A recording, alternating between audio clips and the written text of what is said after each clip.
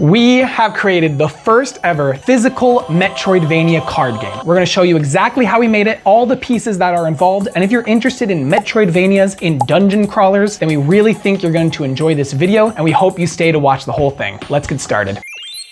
I'll explain the base game in about 20 seconds right now. Grab 5 obstacle cards and 5 items. Connect the 5 obstacles together at the side to make a full level. Then add a start and finish card. Play with at least one other player called the judge. Place an item beneath an obstacle and tell the judge how you would get past that obstacle with that item. If they agree, then you pass, and you have to get past every obstacle using each item only once to win. Now that simple concept created a really fun game that a lot of people have told us they've been really enjoying, which we appreciate. But we wanted to take this to the next level. We added tons of stuff to this expansion. Some of the favorite stuff we're gonna mention a little later in this video. First off, pivot cards. At first, the game only went left to right, but now with pivot cards, you can go up, down, and to make that more exciting, we even added vertical obstacles. These 9 different vertical obstacles make it a challenge to go in any direction. So now, with these 2 things, you can have a fully vertical course, or wrap around in a circle, even have split paths. You can create a map that looks as simple as this,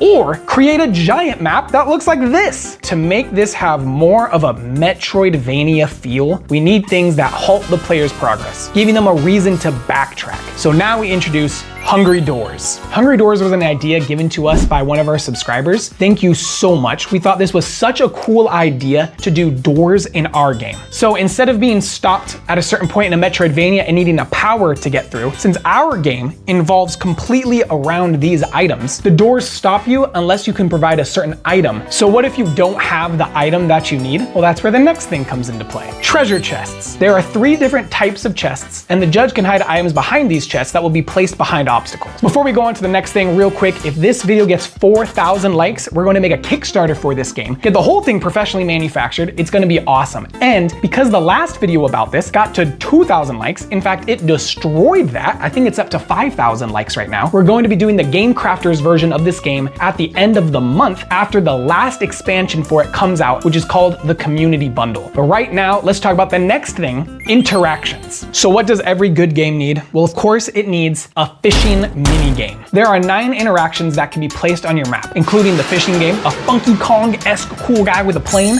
and the long-awaited shop card. Things like this can even be put in a small run of just like 5 obstacles with a shop in the middle. But now this introduces another question. If there's a shop, how do I buy things from it? Stat cards. If you've played a game like Star Realms, then this will look pretty familiar to you. Every obstacle you complete gives you a coin, but the judge could give you more coins depending on how hard the obstacle is. Oh, and real quick, to make that easier, we added tags to the obstacle cards, so it tells you what biome it is, so maybe you want to put certain biome cards together. It also tells you if it's an enemy, a traverse, or a boss obstacle. Oh, and sorry, we didn't do the slide thing for that one. Hit the slide.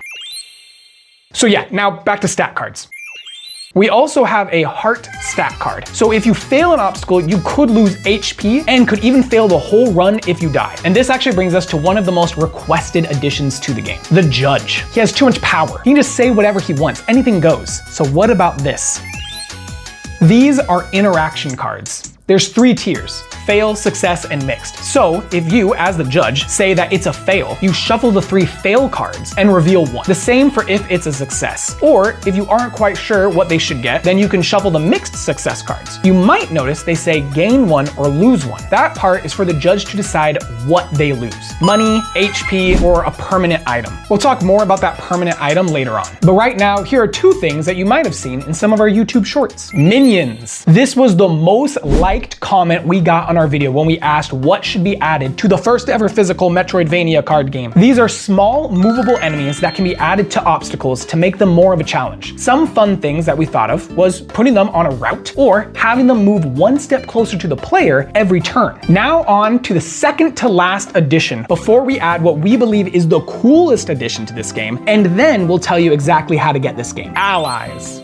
These kind of act like those permanent items that we mentioned earlier. You could put an ally as a reward for getting past an obstacle. You could start with one, or you could have them join your team from the Traveler's Interaction card. These will be permanent items that can join you. They don't die unless you do something that causes them to die. Oh, and by the way, if any of you play a game with Stromboli the cow and he dies in your run, you're banned from everything. Now on to the final addition, the best part of this game, classes. There are 9 classes for you to choose from. This is a card you choose at the very beginning of the game, and it gives you access to a starting item which is permanent. Items always go away after you use them unless they're a permanent item. You will also notice an attribute here, and this is to help the judge know if your action card would work or not. Perhaps the spy could sneak past this angry mob because they're sneaky, but the knight could not. Wait, you thought that was it?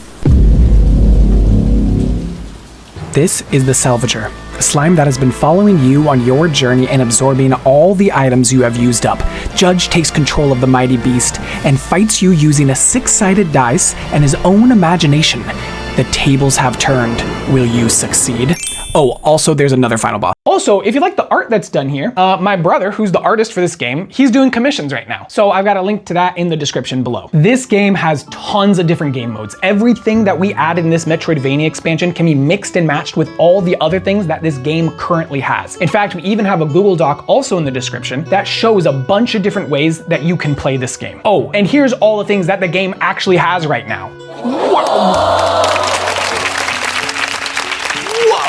So how do you get the game? Well, the game is on our Patreon. A lot of this game is on there for free. You can find a collection called Adapt This. You can also find a collection called Free Things. So you can get a ton of stuff for free. Now this Metroidvania expansion is going to be for paid tiers, $2 or more. If you're $2, you get some stuff. If you're $5, you get more. But for free, because we want everyone to be able to make giant maps, we're giving the pivot cards away for all free members on the Patreon, along with all of these things, and along with the first ever origami card game. It's also on there. So what we're trying to do is make a new physical game every month or 2 months and give that to our Patreon subscribers. So we hope you join it. We hope you like the game. We hope you have tons of fun. Join the Discord, play it on Tabletop Simulator, and let us know what you think should be added to the game. Later, gamers. Deuces.